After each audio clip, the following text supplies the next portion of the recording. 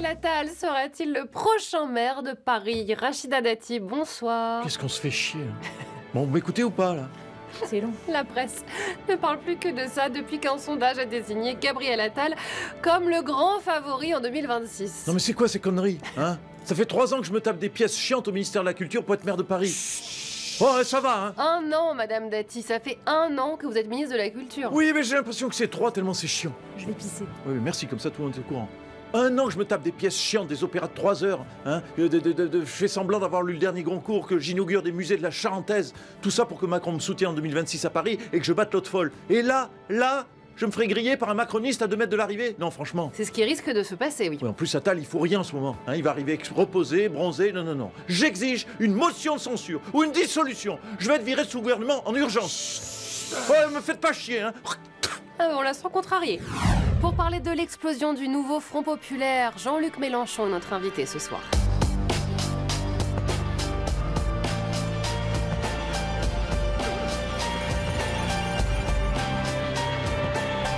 Jean-Luc Mélenchon, bonsoir. La défaite de Louis Boyard ouvre une nouvelle crise à gauche. Louis Boyard qui a déclaré « Ne comptez pas sur moi pour porter un discours de défaite ». Bah évidemment, il n'y a pas de défaite, il a gagné mon petit Louis. C'est ce tocard de gauche qu'on perdu. Pourquoi ils sont pas tous unis autour de mon Louis d'or, ces trous de balle? Peut-être parce que vous leur parlez comme ça depuis des mois. C'est dégueulasse ce qu'ils ont fait à mon Boyard, à mon Néo, c'est ma pépite, mon petit génie. Macron il a son Attal, Marine elle a son journal, et ben moi j'ai mon petit Louis. Oui, enfin c'est pas fou son parcours, hein. Il a été dealer, chroniqueur chez Hanouna, il a commencé un BTS qu'il n'a jamais terminé. Et allez, toi aussi t'es avec eux, t'es la matrice. T'es du PS toi? T'es la petite amie de Yoffort, c'est ça? T'es écolo? Pourquoi que tu l'aimes pas mon Boyard? C'est plutôt la question inverse, hein. Pourquoi vous l'aimez tant? Parce qu'il fout le bordel comme personne. Hein, à l'Assemblée, on entend que lui, il me ressemble. Et je vous rappelle que le bordel, c'est moi! Il n'aime vraiment pas la matrice. Donald Trump et Vladimir Poutine se sont parlé ce week-end au sujet de l'Ukraine. Le président américain nous raconte comment ça s'est passé, regardez. Donald Trump, bonsoir. Vous avez donc parlé à Vladimir Poutine? Yeah, make Ukraine great again. Ça, c'est cadeau de Vladimir parce que moi, je veux obtenir la paix. Et j'ai obtenu de Poutine beaucoup de choses pour les Ukrainiens. Ah oui, quoi? L'Ukraine, elle pourra conserver la totalité de 50% de son territoire. Les Ukrainiens, ils auront même le droit de voter pour Poutine aux prochaines élections.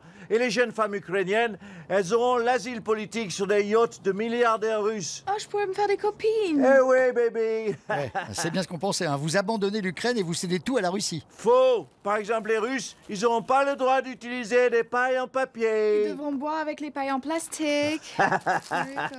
Ouais, super. Mais si la Russie se sent validée dans sa démarche d'invasion, qu'est-ce qui va la retenir de continuer? Mais la Russie, elle va rien faire. Elle va déjà avoir les meilleures terres de l'Ukraine. Pourquoi qu'elle voudrait s'envahir le reste des pays tout pourris qu'il y a autour? Ah, t'es trop fort, bébé. Eh oui. C'est brillant, la géopolitique avec lui. Pour 2027, le magazine Challenge a relancé une nouvelle fois l'hypothèse Jean Castex. Tout de suite, le patron de la RATP s'en explique. Regardez.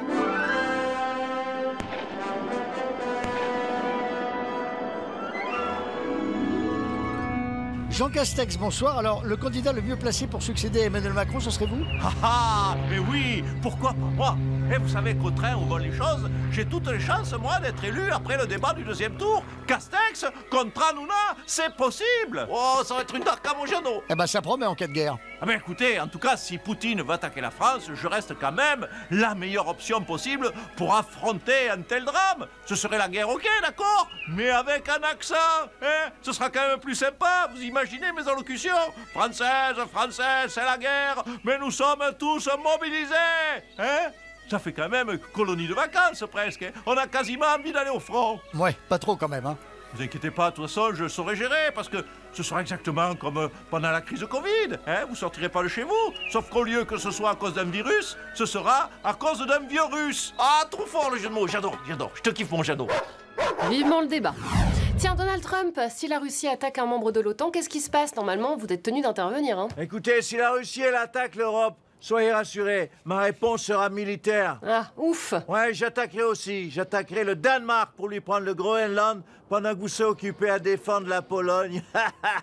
Désespérant. Rachida Dati, vous voyez qui en 2027? Mais je m'en fous de 2027, je veux 2026 moi. Hein. Mais attention, si Attal me pique la mairie de Paris, Attention, je me présente en 2027 aussi. Hein. De toute façon, ce sera Jean Castex, le président en 2027. Par contre, si je suis président pendant une attaque nucléaire des Russes, je vois déjà les emmerdes arriver. Et les masques à oxygène? Et pourquoi on n'a pas de masques? Et ils sont où les masques? Ça va être la même que pour la Covid, hein? Il y a des chances. Allez, salut à tous.